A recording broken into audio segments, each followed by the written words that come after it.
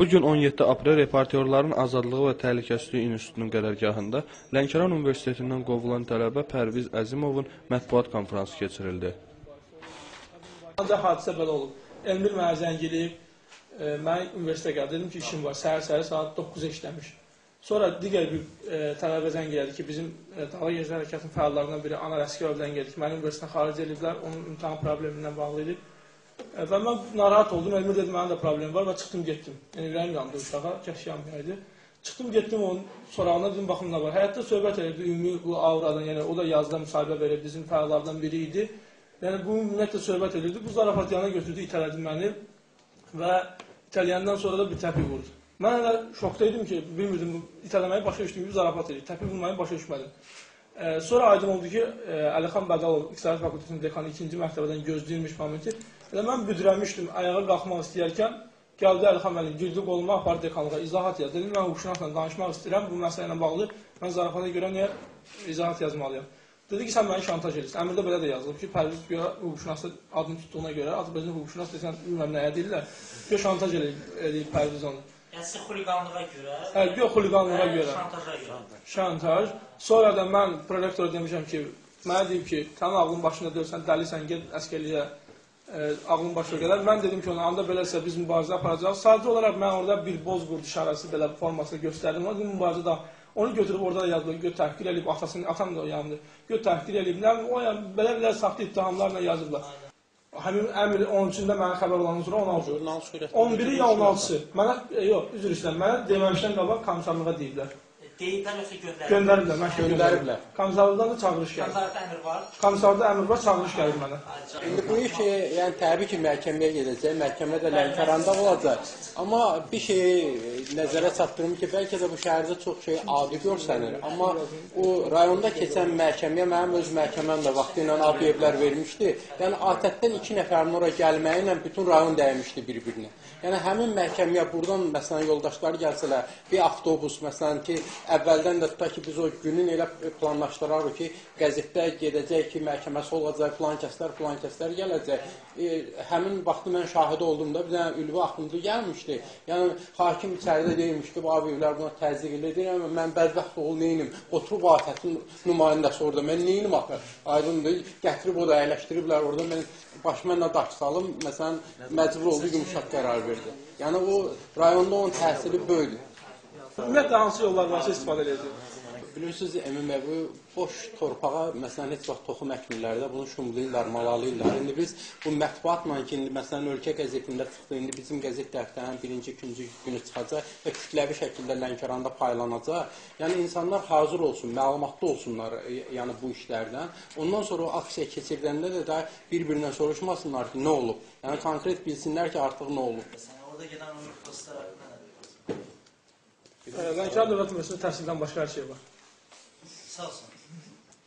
Misal üçün, müəllimlərdən başlasaq, rüşvətxorluq, tələbələrdən başlasaq, ümumiyyətlə, 4 il ərzində mənim qrup yoldaşlarım var, kitabxana üzü görməyən tələbələr.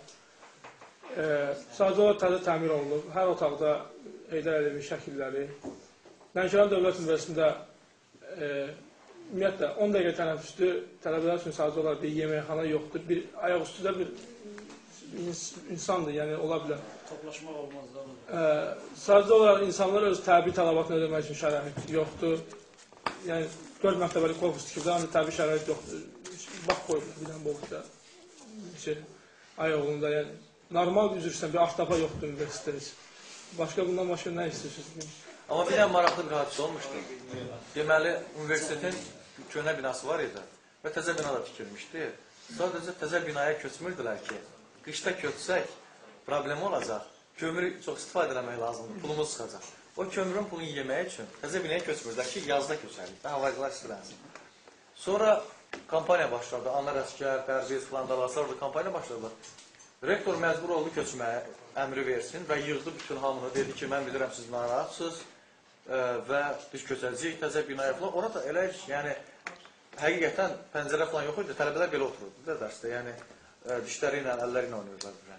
Yəni, elə vəziyyətdə qərar verdi və rektor da ondan qalmış bir qıcıq var həm də ki, yəni, bizim burada gül kimi hamının elədiyi bir şey eləyirdik. balalarımıza çörək aparırdıq, bunlar qoymadılar. İndi biz də bunları başlayalım. Yəni, təxminən bu məsələ var. Təhsil Nazirliyindən bilməm ki, var. Biz Təhsil Nazirliyinin müraciət elədik, rəsmi şəkildə ərizə yazmışdı Misir Mərdanov adına, sürəti məndə də var. Misir Mərdanov onu göndərmişdi, aparatın rəhbəri İlham Pirməmmədova. Pirməmmədov da məktub yazmışdı Lənkəran Dövlət Universitetində ki, iş təzdən araşdırın. Biz də dünən həftənin birinci günü iş direktor dedi ki, işi araşdıracağım. Mən birinci gün axşam çağırana qədər, yəni saat 5-ə iş vaxtı tutanına qədər oradaydım. Və bütün dekanlardan hər dəqiqə soruşurdum ki, nə oldu, iş araşdırıldı, yəni haçan araşdırırız, nəyinisi dəqiqədən sonra. Birinci gün olmadı, ikinci günə keçdi, həftənin ikinci günü. Yenə soruşurdum, iş vaxtı tutanına qədər oradaydım ki, ümumi şöbəyə hər dəqiqə gedirdim ki, mənə əmrim gəlib, onlar da bezmişlər yazırlar. Yəni mənə cavab gəlib məktubuma. Və nəhayət iş vaxtı tutanında rektor pilləkənlərdən düşəndə atam gördü onu. Bəs nə oldu Asaf mən? Mən dedi qərarımı dəyişmirəm. Yəni Nazirliyin məktubuna fikir vermədi bu adam. Yəni araşdırmadı. Mən yenə deyirəm, bəlkə bu gözləyirmi, yəni buna millət vəkilləri zəng ediblər sülh yoluna həll olmaq üçün. Şəxsən Pirməmmədov zəng edib buna. Bəlkə bu gözləyib prezident özü zəng edəcək. Demək, ikinci universitetdə bu dəqiqə ən faal işləyən qrup şərləmə qrupudur. Yəni, mən həmkarlarıma da deyirəm ki, yazıları yazanda çox diqqətlə yazın. Onlar, deməli, bu dəqiqə puskuda durublar ki, bu danışımında nəyi elə söz işlədəcək ki, sabah ondan yapışsınlar. Yəni ki, bunu məhkəməyə versinlər. Yəni, siz əgər bu yaxında eşitsiniz ki, Pərvizin ya Cənub xəbərlərinin kiminsə məsələn evindən silah tapıldı, cibindən qara ya dövlət çevrilişinə aid sənəd, yəni təəccüb eləməyin. Yəni, o sahədə onlar yəni ciddi hazırlıq görürlər. Mən Əzimov Pərviz, Lənkəran Dövlət Universitetinin 4-cü kursunda təhsil almalı idim. Ancaq qovdular mən universitetdən. Universitetdən qovulmağıma səbəb son 2-3 ayda mənə qarşı olan təzyiqlərdir. Yəni, bu təzyiqlərin də səbəbi göstərdiyim ictimai fəaliyyətə görə və mətbuatda çıxışıma görədir. Ən sonda isə Lənkəran Dövlət Universitetində korrupsiya faktlarının aşkarlanması ilə bağlı apardığım bir araşdırma yazı olub. Bu yazıdan sonra Lənkəran Dövlət Universitetinin rəhbərliyi ilk öncə orada müsahibə vermiş tələbələrə və müəllimlərə qarşı təzyiqlər etdilər. Daha sonra orada müsahibə verən tələbələrdən biri Elmir Rüstəmovu öyrədərək üstümə göndərdi. Konkret desək, Universitetin İqtisadiyyat və Texnologiya Fakültəsinin dekanı Əlixan Bədalov onu öyrədib üstümə göndərdi. O da ki, sadəcə olaraq həyatda güya dost kimi məndən zarafat edilmiş kimi məni itələdi və bir təpik vurdu. Və bunu aktarışdırdılar ki, Pərviz Əzimov nizam-İslam qaydalarını pozub.